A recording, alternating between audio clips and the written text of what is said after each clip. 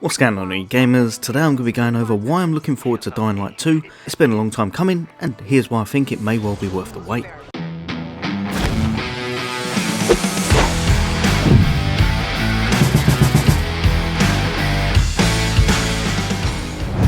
Welcome back, as always, for all things gaming, for all things Xbox. Why not hit that subscribe and bell icon?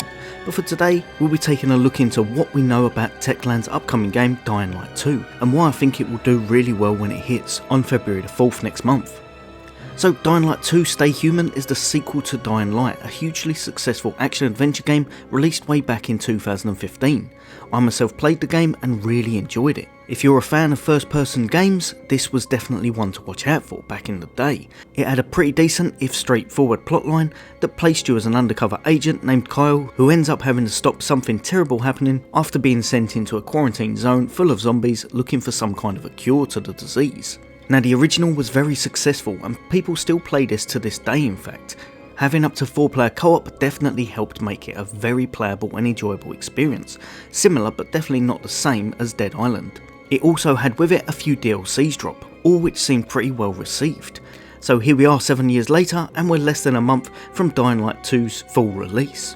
Again, just like its original, this one can be played up to 4 players, which nowadays is actually quite rare, so it could be quite fun for a group of friends to play together. Now, the game's developer Techland are doing an awesome job of keeping the community up to date with the game and what's going on throughout, by bringing out tidbits of information, summaries, and just trying to keep people in the loop through their social media such as YouTube and Twitter. Their latest trailer, in fact, is seriously impressive and shows just how tough living in these times would be for the player. So Dying Light 2 is set 20 years after the first game, and sees you playing as Aidan Caldwell, a member of the Outcasts, a group of people making their way through this now rundown on the brink world. He himself has ended up at the last real city still standing, Villador. Now, the last 20 years have been far from kind to the world in which Dying Light 2 takes place. The zombie threat, or as they are more commonly referred to as the infected, are now even more abundant, and more of a threat than ever, with what looks like some truly horrific variants ready to give anyone who comes across them a really bad day. From everything we've seen so far, the world in which Dying Light 2 takes place is just as post-apocalyptic as in the first game, with there being very minimal electronics and technology being all but lost to the virus. However, some of the landscape, and definitely the city you're in, to me, has managed to pull off a sense of beauty within its madness and broken down remains, with some absolutely lush aesthetics and an abundance of nature breaking through the architecture, like trees and plants bursting out of buildings. The whole scene makes it look like exploring will be a whole bunch more fun, as the environment is far from dull. From what I've seen so far, if you were a fan of the original, this is definitely one game to watch out for. So, with a sprawling city of monsters ready to wipe you out at a glance, it's lucky you have some talents at your disposal to tackle the world head on. And none more so than what is at the core of Dying Light 2, and of course the previous game, and that's in its movement, namely its parkour.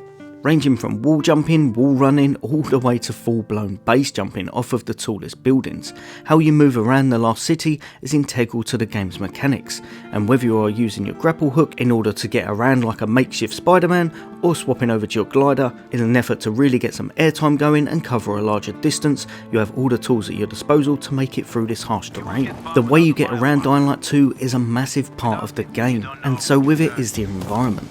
With how much time and effort looks to have been put into the buildings and environment, there's no doubt in my mind that there'll be a whole bunch of out-of-the-way hidden goodies ready to be found by exploring.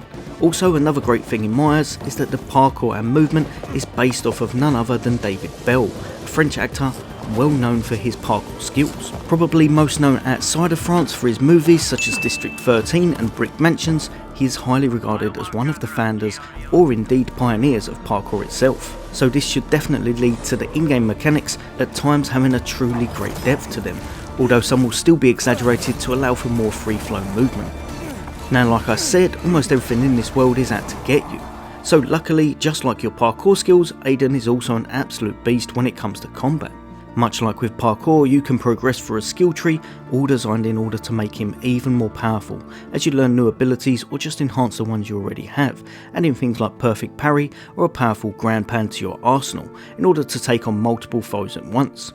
Or just to make a grand entrance, by combining multiple techniques such as the grapple hook, glider, and then finishing off with a ground pound or some melee move. There's definitely a lot of ways to make your own fun here.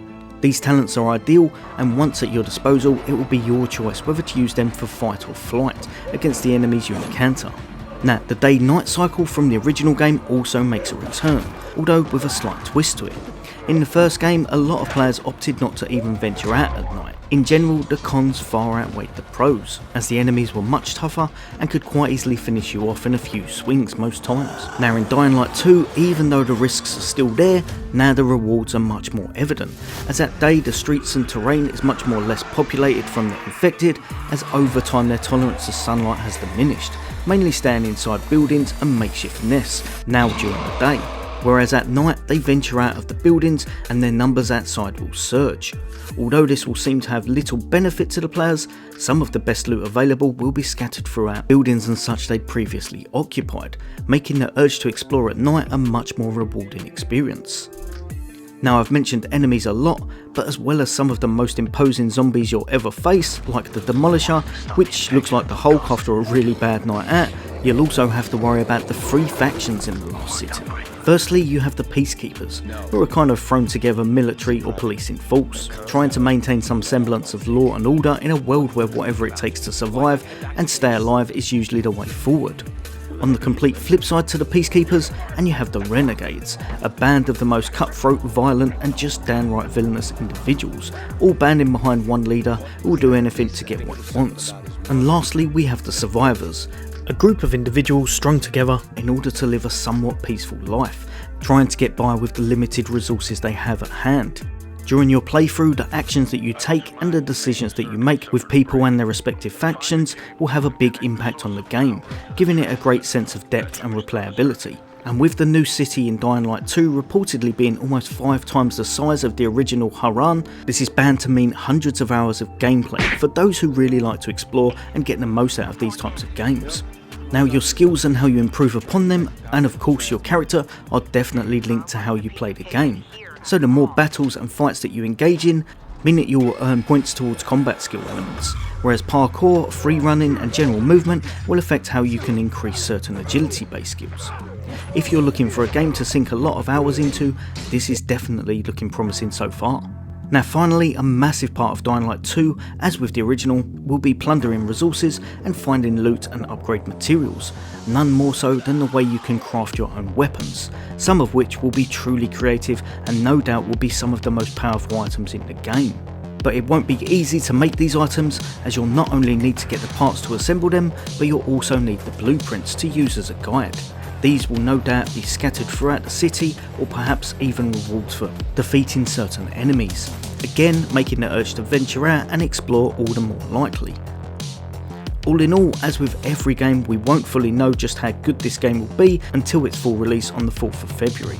But so far, with the attention to detail that looks to have been put into the game, and with just the sheer vastness of what's on offer and even the art and music behind it, Dying Light 2 really looks like a game you can sink your teeth into, hopefully before any infected manage to do exactly the same to you. As always gamers, for all things gaming, for all things Xbox, take care, I'll see you on the next episode.